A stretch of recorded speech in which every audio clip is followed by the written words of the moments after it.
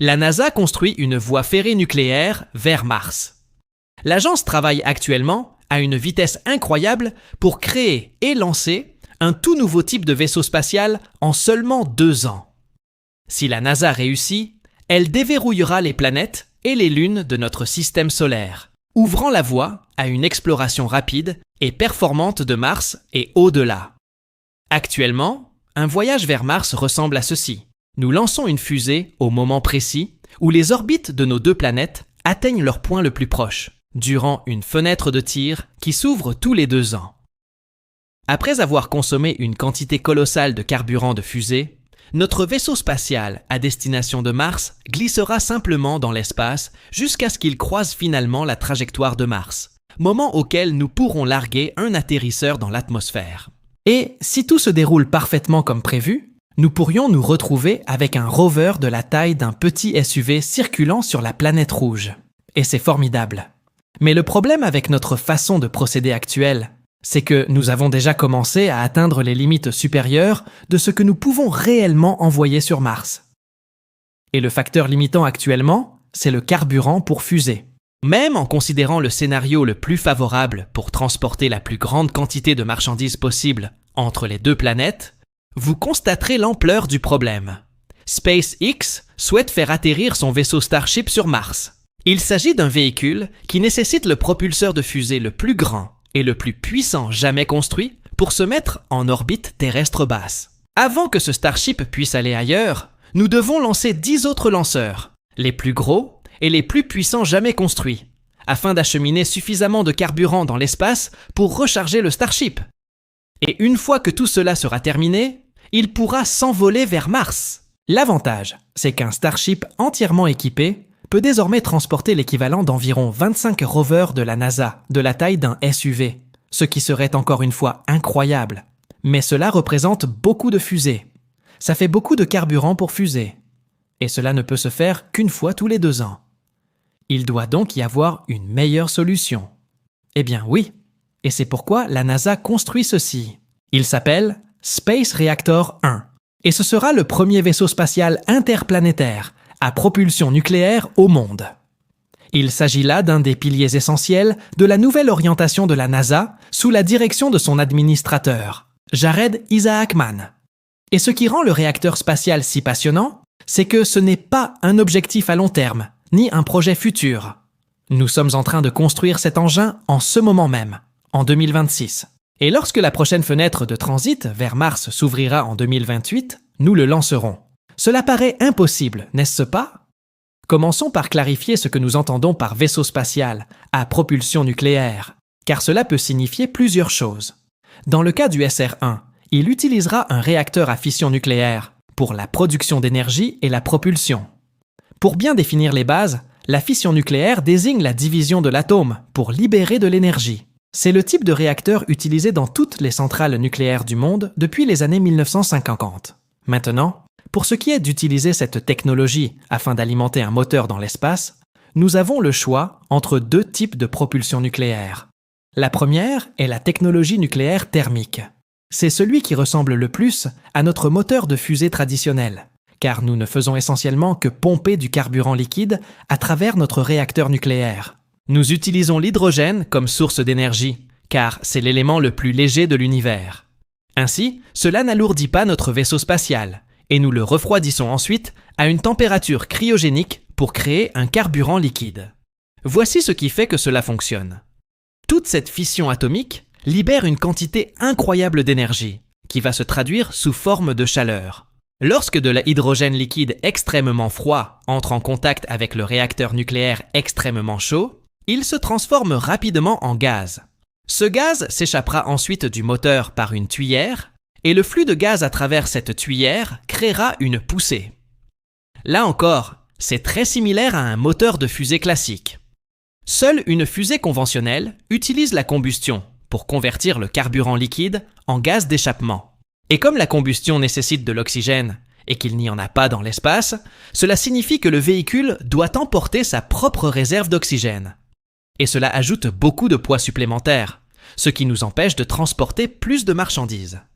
Au final, un moteur fusée nucléaire thermique sera environ 5 fois plus efficace qu'une fusée conventionnelle, ce qui signifie concrètement qu'il suffit d'emporter 5 fois moins de carburant.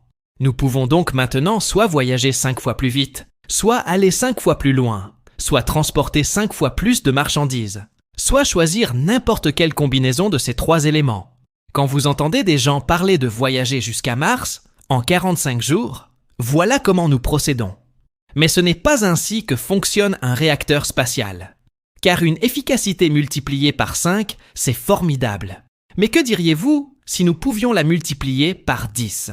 Lorsqu'on étudie les vols spatiaux, un principe revient sans cesse. Tout ce qui est superflu est supprimé. La masse, l'espace, la complexité, tout doit mériter sa place. Et honnêtement, cette même façon de penser est tout à fait logique quand on pense aux objets que nous transportons chaque jour, voire aux cadeaux que nous offrons. Pour leur première tentative, la NASA a choisi la propulsion nucléaire électrique. C'est un peu plus compliqué, mais il y a une très bonne raison d'opter pour l'électrique. Dans ce cas précis, le réacteur à fission nucléaire sert uniquement à produire de l'électricité, et non à chauffer du combustible. Et l'électricité produite par le réacteur alimente un type de moteur très particulier, appelé propulseur ionique. Cela ressemble à de la science-fiction futuriste, mais il s'agit en fait d'un type de système de propulsion très courant que nous utilisons pour les satellites et les sondes spatiales lointaines. Chaque satellite Starlink en orbite est équipé d'un propulseur ionique pour se déplacer dans l'espace. Leur fonctionnement est très compliqué.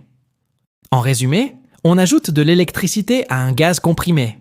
Lorsque les atomes contenus dans ce gaz sont électrifiés, ils commencent à s'exciter et à se mettre en mouvement. Plus on ajoute d'électricité, plus les atomes se déplacent rapidement jusqu'à ce qu'ils soient tellement chargés qu'on puisse commencer à les éjecter du propulseur à l'aide d'un électroaimant. L'avantage ici, c'est donc qu'il n'y a pas de combustion. Il est impossible de transformer un liquide en gaz. Nous fournissons directement de l'énergie aux atomes, et le mouvement de ces atomes énergisés se traduit ensuite par le mouvement de notre vaisseau spatial. Nous atteignons maintenant un niveau d'efficacité environ 10 fois supérieur à celui de nos moteurs fusées à combustion traditionnels. Le seul inconvénient est que, comme le propulseur ionique ne fait pas exploser des objets, il lui manque la puissance explosive brute d'un moteur de fusée. Au contraire, le propulseur ionique pousse lentement mais régulièrement. Il en résulte une accélération constante sur une longue période. Et en matière d'exploration spatiale lointaine, c'est précisément cette méthode que nous privilégions, car elle permet de sacrifier une accélération à court terme pour une vitesse de pointe plus élevée à long terme. C'est le choix qu'a fait la NASA pour la propulsion nucléaire électrique de son réacteur spatial 1, avec des propulseurs ioniques. Et la raison pour laquelle ils ont fait cela a été clairement expliquée lors d'une présentation en mars 2026. La NASA construit une voie ferrée vers Mars. Il ne s'agit pas d'une voie ferrée au sens propre, bien sûr, mais d'un chemin de fer métaphorique, car la propulsion nucléaire électrique transportera des marchandises dans l'espace de la même manière que les trains de marchandises le font sur Terre, avec une efficacité incroyablement élevée. SR1 ne se rendra donc pas sur Mars dans 45 jours. Il faudra environ 1 an pour qu'il arrive, mais ce sera de loin le plus gros véhicule que nous ayons jamais envoyé sur la planète rouge. Et il lui faudra une quantité négligeable de carburant pour y parvenir. Voici comment cela fonctionne. À l'extrémité pointue du vaisseau spatial SR1 se trouve le réacteur à fission nucléaire.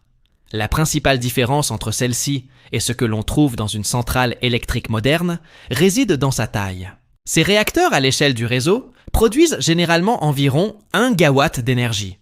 Ce serait excessif pour un vaisseau spatial. Il existe des réacteurs conventionnels plus petits, comme ceux que l'on trouve dans un sous-marin nucléaire. Ces installations génèrent environ 20 MW de puissance. Mais le SR1 est encore plus petit, avec une puissance de sortie d'environ 20 kW. C'est à peu près la même chose qu'un générateur à gaz naturel que vous pourriez acheter chez Home Depot pour pallier le manque d'électricité dans votre maison. Il s'agit d'une décision délibérée de la NASA de privilégier la modestie pour son premier vaisseau spatial nucléaire. Il s'agit d'abord de prouver la validité du concept, puis de développer une puissance supérieure par la suite. Juste en dessous du réacteur se trouve un écran anti-radiation en forme de cône. Et juste en dessous se trouve l'unité de conversion d'énergie. Le principe de fonctionnement d'un tel système est la transformation de la chaleur en électricité. Ils utilisent pour cela une méthode appelée système de transfert thermique par caloduc. On fait donc circuler un liquide dans un tuyau jusqu'au réacteur où la chaleur de la fission nucléaire vaporise le liquide en gaz.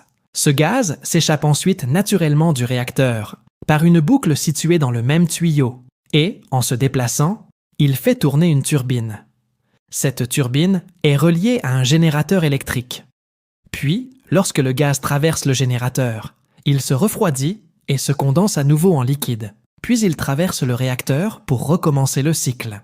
Dans un système en boucle fermée, ce processus peut fonctionner pendant des années sans aucune maintenance, jusqu'à ce que le réacteur ait finalement épuisé tout son combustible nucléaire. Sous le convertisseur de puissance se trouve une longue structure métallique en treillis. Il s'agit simplement de séparer le réacteur de l'électronique du vaisseau spatial, afin d'éviter les dommages causés par les radiations aux systèmes informatiques. Il y a ensuite cette partie qui ressemble à des ailes. Il s'agit essentiellement d'un radiateur de refroidissement. Les panneaux sont fabriqués en titane léger et fonctionnent en fournissant une surface permettant à la chaleur excédentaire de s'évacuer du vaisseau spatial vers le vide. Et juste en dessous se trouve le vaisseau spatial lui-même. C'est ici que se trouve le système d'alimentation et de propulsion. À bien des égards, c'est la partie la plus difficile à concevoir et à construire. Mais ce n'est pas vraiment un problème ici, car la NASA a déjà quasiment terminé ce projet. Ce n'est pas parce qu'ils l'ont construit très rapidement. En réalité, c'est parce que ce module était déjà en cours de développement pour une application totalement différente. La passerelle lunaire est un concept issu du plan initial d'alunissage Artemis de 2019. Elle a été conçue comme une station spatiale en orbite autour de la Lune, où les astronautes feraient escale pour effectuer la transition entre le vaisseau spatial Orion et leur atterrisseur lunaire. La nouvelle direction de la NASA vient d'annuler le projet de station spatiale lunaire, mais elle ne laisse pas pour autant les progrès déjà accomplis être vains. Les modules d'habitation de Gateway seront donc réutilisés pour construire une base lunaire, et le système de propulsion est en cours de transformation pour devenir le SR1. Gateway a été initialement conçu pour utiliser des propulseurs ioniques afin de maintenir son orbite autour de la Lune. Identique au satellite Starlink, mais à une échelle beaucoup plus grande, suffisamment grande pour voyager de la Terre à Mars avec une charge utile petite mais très intéressante à bord. Voici Skyfall. Lorsque SR1 arrivera sur Mars, il larguera une capsule de rentrée atmosphérique. Après avoir utilisé un bouclier thermique et un soutien-gorge en forme de flèche pour se ralentir, la capsule déploiera un parachute supersonique. Puis, une fois qu'il flotte à une vitesse suffisamment faible, le bouclier thermique est largué et la charge utile est révélée. 3 drones hélicoptères. Ces engins sont construits sur la même plateforme que l'hélicoptère Ingenuity Mars, lancé en 2020, et qui a finalement effectué 72 missions de vol sur la planète rouge en près de 3 ans. À basse altitude, les 3 hélicoptères se mettront en marche et s'éloigneront d'eux-mêmes de la capsule de rentrée atmosphérique. Il n'y a donc pas d'atterrisseur, comme ceux que nous avons vus lors de toutes les autres missions sur Mars. Pas d'airbag, pas de grue aérienne. C'est ce qui rend cela possible en si peu de temps. Nous construisons 3 autres drones identiques qui ont déjà fait leurs preuves. Ensuite, on les lâche tout simplement dans le ciel martien et on les laisse faire leur travail.